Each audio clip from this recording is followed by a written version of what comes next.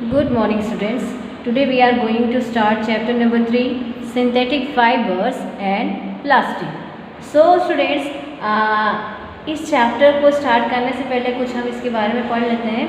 So students, in your junior classes like in 7th class or in 6th class, आप लोगों ने fibres to fabric और fibre क्या होता है ये सब कुछ भी पढ़ा है. Okay, so now in this class we discuss about the synthetic fiber and the plastic. Synthetic fiber means what बेटा? हम लोगों को पता है कि फाइबर्स जो होते हैं वो it is of two types. Okay, we know very well. In our junior class what we learn? So we learn about the fibers. Okay, so fibers is of two types. One is natural fiber and another is artificial, or we can be say that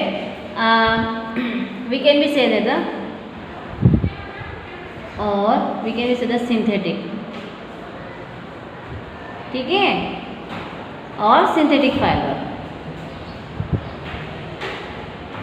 natural fibre में कौन कौन सा आ जाता है बेटा? आपने आपकी junior class में पढ़ ही रखा है. So in natural fibre we can be call it the cotton, jute and silk. These are some examples of the natural fiber. Okay, and artificial fiber में जैसे कि नायलॉन और terylene. Okay, these are the example of. So in this way students, fiber can be divided as a natural fiber and the artificial fiber. Okay, so natural fiber is of like a cotton, jute and silk. Cotton we obtain from the plants, jute we obtain from the plants, and silk we obtain from the silk moth. Okay, so these are the natural fiber, and nylon and terylon, these are the artificial or the synthetic fiber. Now let's we go to the chapter. Students, ये हमारा basic है, ये हमने हमारे junior class में already पढ़ लिया है. अब हम चैप्टर के बारे में डिस्कस करेंगे कि चैप्टर में क्या दे रखा है. वन बाय वन हम रीड करते हैं और उसके बारे में जानते हैं. So the clothes which we wear are made of fibers. We know very well. So the clothes we wear are made up of fabrics. हमारे जो भी क्लोथ बने हुए हैं वो फैब्रिक के थ्रू बने हुए हैं. Fabrics are made from the fiber obtained from natural and artificial sources. Fabric जो होते हैं वो किससे बने हुए होते हैं? वो फाइबर से बने हुए होते हैं. और fibre is obtain from natural. अगर उसको हम नेचुरली कॉटन से या फिर किसी प्लांट से ले रहे हैं तो वो, या फिर किसी एनिमल के थ्रू ले रहे हैं तो हम उसको बोल सकते हैं कि वो नेचुरली है. ओके, और अगर आर्टिफिशियल हमने उसको केमिकल मिलाकर कुछ बनाया हुआ है तो we can be call it the artificial. Okay, now can you name some natural fibre? So I told you natural fibre कौन कौन से हैं? कॉटन, जूट और क्या है? और है silk. Fibres are also use for making a large varieties of household articles. देखिए बच्चों, हमारे घर में काफ़ी ऐसी चीज़ें होगी जो कि हम यूज़ करते हैं हमारे घर में आर्टिकल्स, जैसे कि हमारे कर्टन्स होते हैं, हमारी बेडशीट्स होती है, वो सभी किससे मिलकर बनी हुई होती हैं? वो आर्टिकल जो हैं वो फाइबर से मिलकर बने हुए हैं. Make a list of some common articles made from fibre. अब हमको क्या करना है? यहाँ पर एक लिस्ट बनानी है जो क्या करना है उसका, जो कि फाइबर से मिलकर बनी हुई है. Try to separate them into those made from the natural fibre and those made from the artificial fibre. और हमको उसको क्या करना है? उसको सेपरेट करना है. यहाँ पर आपको क्या दे रखी है? एक नेचुरल मतलब कि टेबल दे रखी है 3.1 नेचुरल एंड आर्टिफिशियल फाइबर. इसमें आपको यहाँ पे सीरियल नंबर लिखना है. Suppose we have the bedsheet, तो बेडशीट किसका बना हुआ है? वो नेचुरल बना हुआ. अगर कॉटन का होगा तो वो नेचुरली बना हुआ होगा, और अगर वो थोड़ा सा चिकना कपड़ा होगा तो we can be say that it is a artificial fibre. Okay, similarly आपके घर में जो कर्टन्स हैं, आपका जो बेड है, मैट्रेसेस हैं, वो किससे बने हुए हैं? जैसे कि रोप होती है तो रोप जो है वो किससे बना हुआ है? वो नायलॉन से बना हुआ होता है. So you have to write the different article name which we use at your home, जो आपके घर पे आप यूज़ करते हो. और आपको क्या करना है? सो ऐसे स्टूडेंट्स, इसमें आपके घर पे जो भी what ever the articles you use their, आपको यहाँ पे नाम लिखना है और उसको पहचानना है कि क्या कौन सा फाइबर है. वो कॉटन का होगा तो कॉटन फाइबर, सिल्क का बना हुआ तो सिल्क होगा, या फिर कोई आर्टिफिशियल फाइबर आपको यहाँ लिखना है. Natural fibre, artificial fibre. Now why did you label some fibers as artificial? अभी मैंने आपको बताया कि आर्टिफिशियल जो फाइबर्स होते हैं which is made up of some chemicals, okay, by using some chemicals. तो यहाँ पर हम बोल सकते हैं कि आर्टिफिशियल जो फाइबर्स होते हैं वो केमिकल होते हैं उसके अंदर, इसलिए हम उनको आर्टिफिशियल बोलते हैं। हम उनको खुद बनाया है, हम लोगों ने सिंथेसाइज किया है, ओके। ना you have read in your previous classes that natural fibre like cotton, wool, silk etcetera are obtain from plants and animals. हमने जैसे कि मैंने आपको बताया स्टूडेंट्स कि for example cotton, okay, so cotton from where we obtain, from where we obtain, so it is obtained from plants. Similarly jute we obtain from the plants, okay, and silk we obtain from silk moth, okay. So in this way students ये different type के जो cotton मतलब कि fibers हैं वो यहाँ पर हमें obtain हुए हैं, okay। जैसे कि wool मिलता है, wool we obtain from sheep, so these we obtain from the animals, okay, and this we obtain from the plants. तो हम ये बोल सकते हैं कि जो नेचुरल फाइबर्स होते हैं वो may be they obtain by the plants और may be they obtain from the animals, okay. तो इस तरह से हम फाइबर्स, नेचुरल फाइबर को ऑब्टेन करते हैं। ये आप लोगों ने आपकी जूनियर क्लास में बहुत अच्छी तरीके से पढ़ा होगा। Now the synthetic fibre on the other hand are made by human beings. Synthetic fibre जो है वो ह्यूमन बींग के द्वारा बनाया गया है, and that is why these are called the synthetic और मैन मेड फाइबर। इसी कारण इसको क्या बोला है, सिंथेटिक या फिर मैन मेड भी कहते हैं। नाउ स्टूडेंट्स सिंथेटिक मतलब सिंथेसाइज करना, synthesise to synthesise the human being, okay, man भी बनाया इसलिए इसको सिंथेसाइज किया, सिंथेटिक फाइबर्स बोलते हैं। Now what are synthetic fibres, synthetic fibres कौन कौन से हैं। So try to recall the uniform pattern found in the necklace of the beads. Students आप लोगों ने देखा होगा कि आपकी जो मदर है वो क्या पहनती है, they wear the necklace, okay, necklace पहनती है या फिर कुछ ऐसी माला पहनती है गले में, है ना। सो वो उसमें बीड्स होते हैं, मोती तो होते ही हैं। तो मोतियों का सीक्वेंस कैसा होता है आप लोगों ने चेक किया होगा। So necklace of beads join with the help of the thread. एक थ्रेड के अंदर कैसे माला में मोती पुराए हुए होते हैं आप लोगों ने देखा है। जैसे कि अभी यहाँ पर आप नेकलेस देख सकते हो, इसमें ये बीड्स लगे हुए हैं, बीड्स मतलब कि मोती लगे हुए हैं, और ये मोती जो है मिल कर क्या है, जब उनको एक धागों में पुरो दिया है तो वो एक नेकलेस बन चुका है, ओके।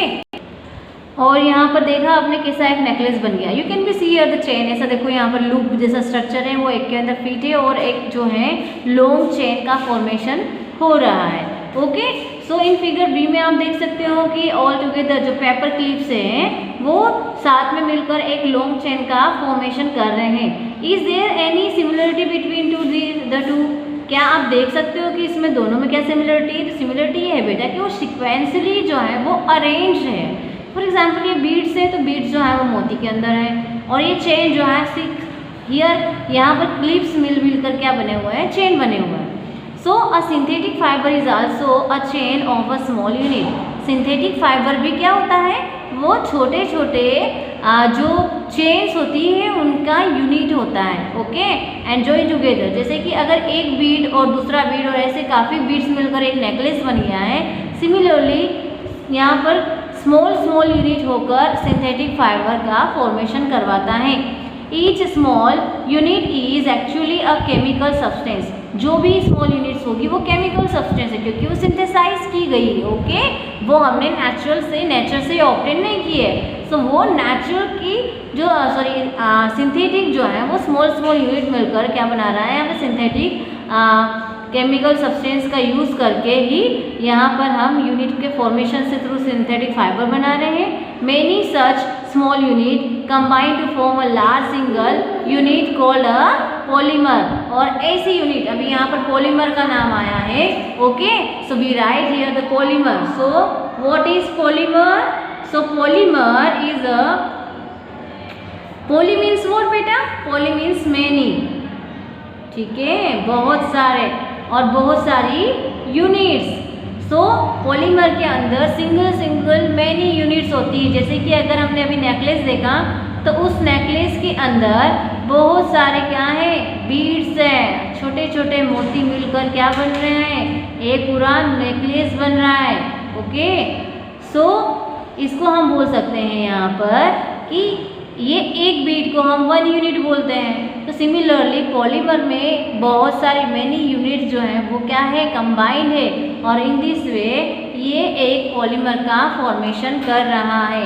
ओके, सो यहाँ लिखा हुआ है कि many such small unit. So when the small unit combine to form a large single unit we call it a polymer. The word polymer comes from the Greek words poly means many and mers मतलब कि per unit. So a polymer is made up of many repeating unit. तो हम यहाँ क्या बोल सकते हैं कि when a small unit, कैसे डिफाइन करेंगे हम इसको? So we can be write in this way, when a small unit combine and form large unit we call it polymer। ठीक है, सपोज कि मेरे पास में एक यहाँ पर क्या है, एक ब्रिक टाइप है, तो अगर ब्रिक मिलकर हम क्या कर सकते हैं, ऐसे स्ट्रक्चर है और ऐसे करके हम यहाँ पर, अभी यहाँ पर सिंगल यूनिट है, okay, this is a single unit, but when we combine it and make a wall, okay, मतलब कि बहुत सारे हैं। तो यहाँ पर पॉली मीन्स बता दिया कि पॉली मीन्स मैनी और मर्स मतलब कि यूनिट्स। तो बहुत सारी यूनिट जब एक साथ में कंबाइन हो जाती है तो वो पॉलीमर का फॉर्मेशन करवा देती है। क्या हो गया यहाँ पर, polymers. Okay, now students, polymers जो है वो नेचुरली भी हो सकते हैं। So polymers occur in nature also like cotton.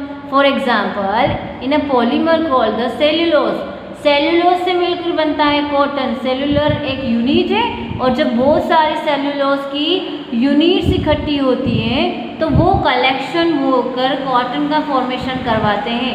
So cellulose is made up of large number of glucose unit, बहुत सारी ग्लूकोज यूनिट का क्या करता है, वो फॉर्मेशन करता है। ओके, और सेल्यूलोज क्या है, तो सेल्यूलोज भी बहुत सारी ग्लूकोज यूनिट कंबाइन होकर क्या बनाता है, वो सेल्यूलोज का फॉर्मेशन करवाता है। ओके, सो हम बोल सकते हैं कि कॉटन भी जो है वो एक पॉलीमर ही है। Now types of the synthetic fibre, जैसे कि हमने बताया यहाँ पर कि जो नेचुरल फाइबर होता है वो जूट होता है, कॉटन होता है, सिल्क होता है, ओके, वूल होता है। सिमिलरली सिंथेटिक फाइबर भी जो है वो डिफरेंट टाइप के हैं, जैसे कि रेयन, मैंने आपको यहाँ पर नायलॉन बताया है, यहाँ पर आप रेयन भी लिख लीजिए। ओके, 1 2 3, ठीक है। So rayon is an also artificial fibre और the synthetic fiber. So you have read in the class 7 that silk fiber obtained from silkworm was discovered in the China। कहाँ पे डिस्कवर हुआ था सिल्क का, silk जो fibre है वो कहाँ पर डिस्कवर हुआ था, चाइना में हुआ था। और उन्होंने पता लगाया था कि सिल्क वॉर्म से भी हम सिल्क को ऑब्टेन कर सकते हैं। And was kept as a closely garden secret for a long time, और उन लोगों ने इस चीज़ को सीक्रेट बना के रखा था, उन्होंने किसी को डिस्क्लोज नहीं किया था, किसी को बताया नहीं था। Now fabric obtained from silk fiber was very costly। जो सिल्क से हमें फाइबर मिलता है, जो सिल्क मोथ होते हैं, तो सिल्क मोथ से ही सिल्क को क्या किया जाता है, ऑब्टेन किया जाता है। तो this silk fibre is very expensive and but it's beautiful texture fascinated everybody, और उसका ब्यूटीफुल टेक्सचर होने के कारण, सुंदरता होने के कारण हर कोई उसकी तरफ आकर्षित होता है, उसको पहनना सबको अच्छा लगता है। Attempts were made to make silk artificially toward the end of the 19th century, और 19th सेंचुरी के एंड में हम लोगों ने क्या करा, हम लोगों ने उसके ही जैसा एक आर्टिफिशियल फाइबर मतलब कि सिल्क जैसा ही बनाने की कोशिश की। Scientist were successful in obtain a fibre having property similar to the silk, और साइंटिस्ट को 19th सेंचुरी में या 19th सेंचुरी के एंड में उनको ये फ़ायदा हो गया, क्या, उन्होंने वो जो चाह रहे थे कि सिल्क जैसा ही कुछ बनाए, वो ऐसा ही उन्होंने वहाँ पर उन्होंने फॉर्मेट कर लिया था, फॉर्मेशन कर लिया था उसका। उसकी जो प्रॉपर्टी थी सिल्क की जैसी ही थी। Such as fibre was obtain by chemical treatment of the wood pulp, क्या किया था उन्होंने, उन्होंने वुड का पल्प लिया था और उसको ट्रीट करवाया था किसी केमिकल से, and this fibre was called the rayon, और उसको हम क्या बोलते हैं, रेयन बोलते हैं, या फिर वो आर्टिफिशियल सिल्क भी बोला जाता है। क्यों बोला जाता है artificial silk? Because it's have the similar property like a silk, silk के जैसी ही प्रॉपर्टी होती है। Although rayon is obtained from the natural sources, wood pulp, yet it is man-made fiber, जबकि ये man-made है, okay, and it is cheaper। क्यों? क्योंकि हमने नेचर से वुड पल्प लिया और फिर उसके अंदर कुछ केमिकल मिलाए, और जबकि ये मनुष्य मतलब कि हमारे द्वारा बना हुआ है ना, सो इट इज़ चीपर। और ये जो है कि इसकी प्रॉपर्टी सिल्क के साथ मैच हो रही, बट ये चीपर है, सस्ता है then silk, and can be woven like a silk fibre, और उसको सिल्क फाइबर जैसा ही हम वू कर सकते हैं उसको, उसकी काफ़ी ड्रेसेस फाइबरस बना सकते हैं, फैब्रिक्स बना सकते हैं। Now it can also be died in a wide varieties of colour, और अलग अलग कलर्स में भी उसको डाई कर सकते हैं। Rayon is mixed with cotton to make a bed sheets. Rayon को जब हम कॉटन के साथ मिक्स करते हैं तो बेडशीट बनती हैं, और mixed with wool to make a carpet. आपको दिख रहा है आपके घर पे भी कारपेट जो है वो यूज़ करते हैं हम लोग हमारे घर पे बिछाने के लिए। सोफ़ा जो हमारा ड्राइंग रूम होता है वहाँ पर हम कारपेट बिछाते हैं, अलग अलग जगह पे सब लोग कारपेट यूज़ करते हैं। सो वो कारपेट जो बनता है वो वूल और रेयन का मिक्सचर होता है, ओके। और रेयन साथ में ही अगर हमने उसके साथ में कॉटन मिला दिया तो वो बेडशीट बनाने के जैसे हम यूज़ कर सकते हैं उसको मिक्स करके, ओके। सो यहाँ पर स्टूडेंट्स हम लोगों ने टाइप्स ऑफ सिंथेटिक फाइबर में रेयन पढ़ा है। Now we go to the next, nylon. Nylon, okay. यहाँ पर मैंने आपको बताया कि नाइलॉन इज द सेकेंड, या बोल सकते हैं कि एक आर्टिफिशियल सिंथेटिक फाइबर है। Let's we read the properties and how we obtain them, okay. So nylon is the second example of the synthetic fiber. Nylon is another man-made fiber, and in the 1931 it was made without using any natural raw material. पहली बार बिना किसी natural material के use किए बिना हम लोगों ने क्या किया था, एक फाइबर को डिज़ाइन कर लिया था। It was prepare from coal, water and air. इसको किससे बनाया था? इसको कोल से बनाया था, पानी का यूज़ करके और एयर का यूज़ करके बनाया था। It was the first fully synthesize fibre, और इसको जैसे कि हमको सेमी आर्टिफिशियल सिल्क बोलते हैं, ऐसे ही यहाँ पर क्या है कि इसका जो है वो फुली सिंथेसाइज है, क्योंकि हमने नेचुरल से कुछ भी फाइबर को, नेचुरल फाइबर का यूज़ न किया है। यहाँ पर फुल्ली किससे मिला है? कोल, वाटर और एयर से बना है। Nylon fibre war strong, elastic and light. ये बहुत ही ज़्यादा स्ट्रॉन्ग था। इसकी प्रॉपर्टीज़ है यहाँ पर, क्या प्रॉपर्टीज़ है? सो नाइलॉन फाइबर आर स्ट्रॉन्ग, और इलास्टिक है वो, उसके अंदर इलास्टिसिटी है, एंड लाइट, हल्का भी है वो। सो इट वॉज लस्ट्रस, और उसमें क्या है? चमक है, and easy to wash, okay, और हम उसको ईजी वॉश भी कर सकते हैं। So it become very popular for making cloth. तो इसलिए इसका क्लॉथ बनाने में काफ़ी यूज़ किया जाता है। Now we use many artificial articles made from nylon such as socks, robes, tents, toothbrushes, car seats, belts and sleeping bags and curtains etcetera. देखो ये सभी क्या है? यहाँ पर नाइलॉन के एग्जाम्पल है। जैसे कि सॉक्स दे रखा है, हम जो वियर करते हैं सॉक्स, दे में be made of nylon. They also made, जैसे कि रोप है तो रोप भी नाइलॉन से बनी हुई है। जो हमारा ब्रश है उसके जो ब्रिसल्स होते हैं वो भी किससे बने होते हैं?